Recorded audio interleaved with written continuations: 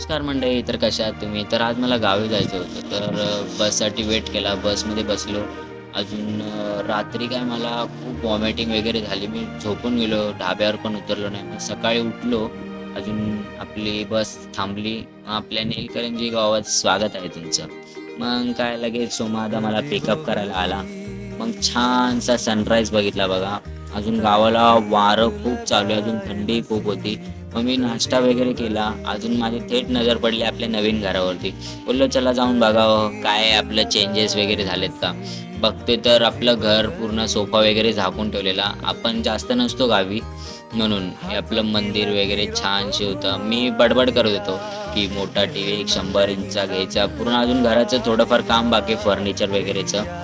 अजून काय एक टचअप घराला दिलं तर खूप छान होईल. हा व्लॉग आवडला असेल तर लाईक शेअर सबस्क्राईब नक्की करा. मी